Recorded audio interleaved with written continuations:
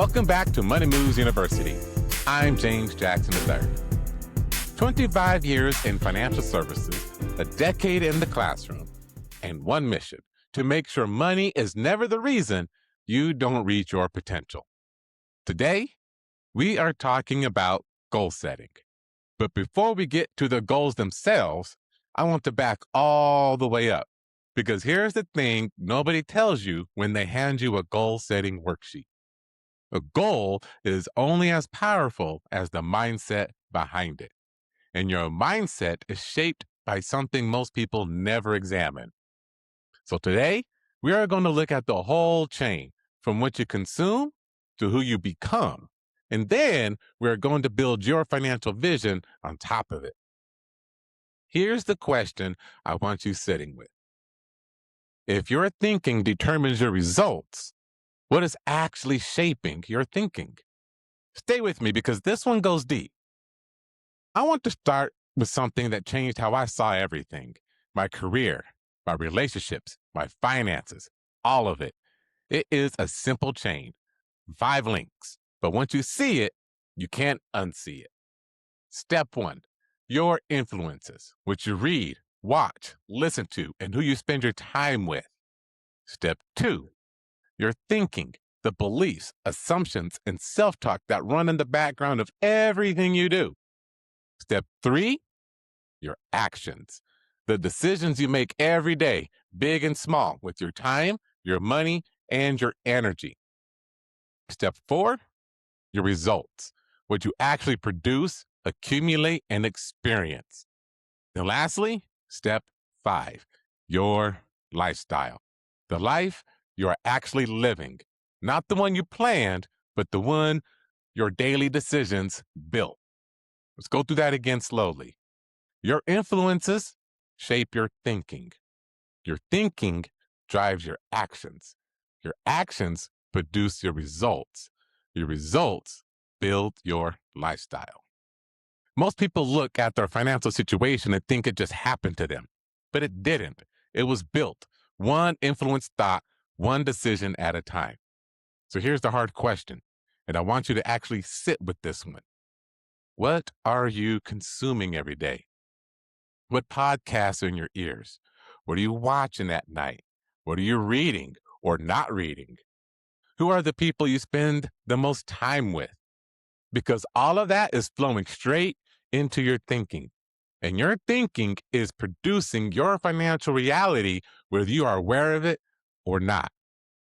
Jim Rohn, one of the great teachers on personal development, said it this way: you are the average of the 5 people you spend the most time with.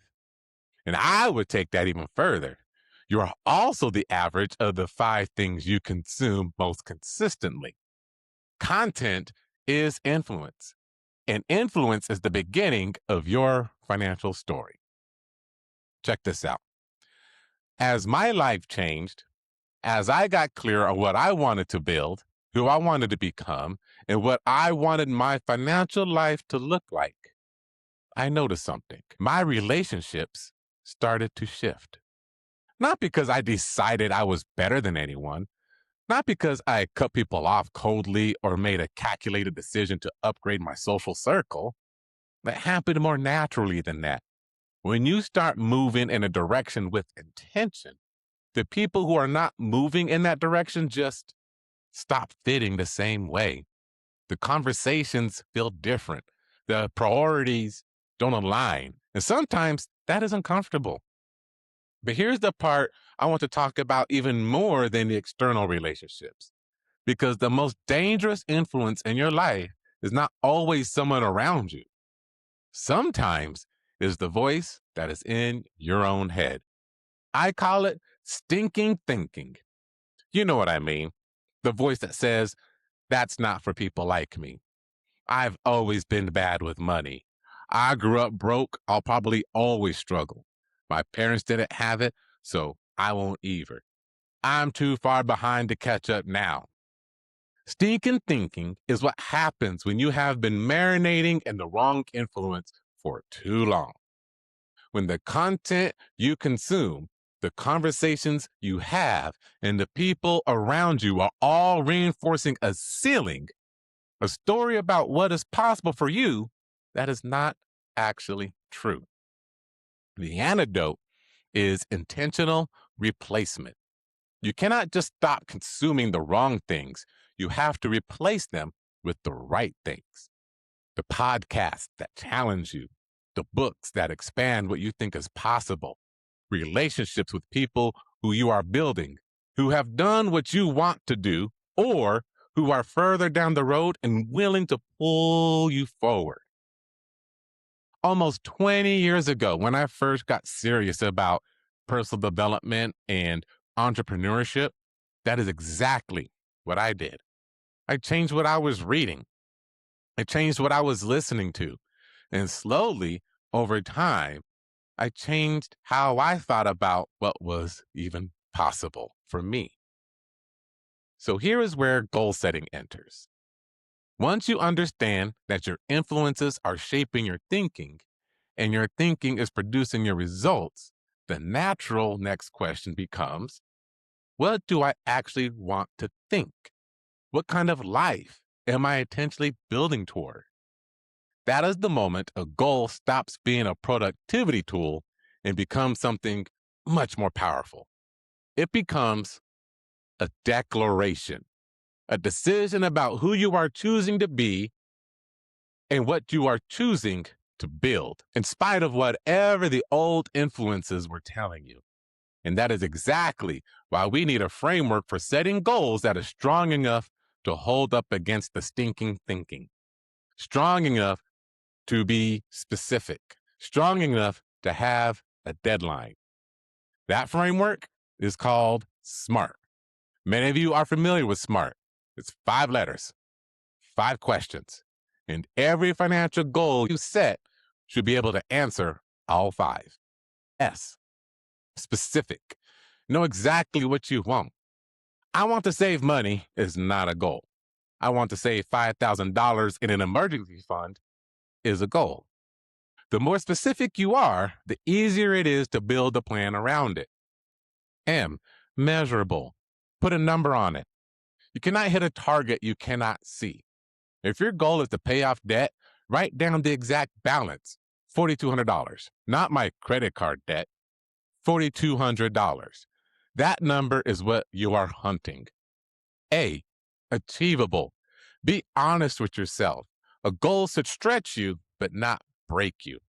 If you bring home $3,000 a month and rent is $1,500, saving $2,000 a month is a fantasy, not a goal.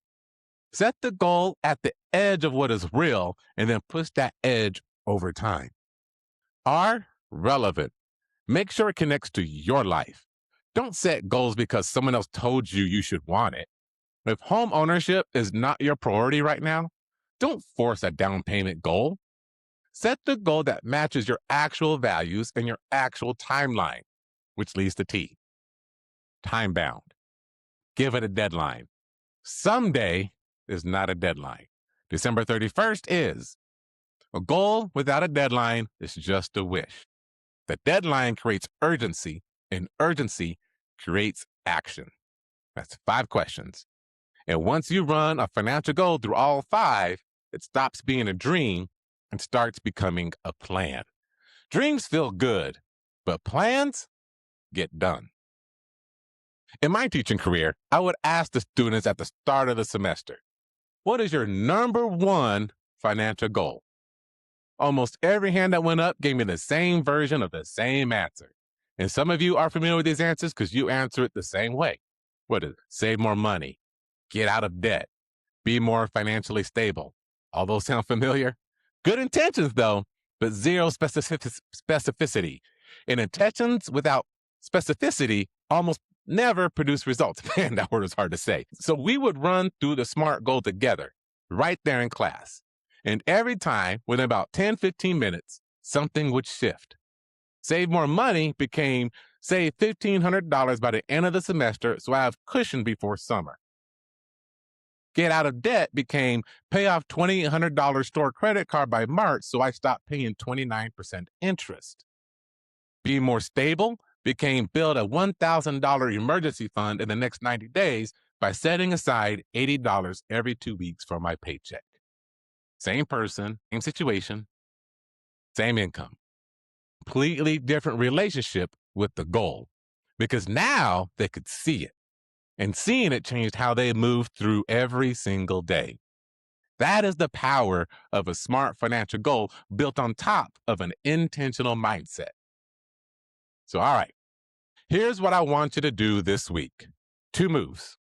Move 1, audit your influences. Spend 10 minutes this week and answer these questions honestly.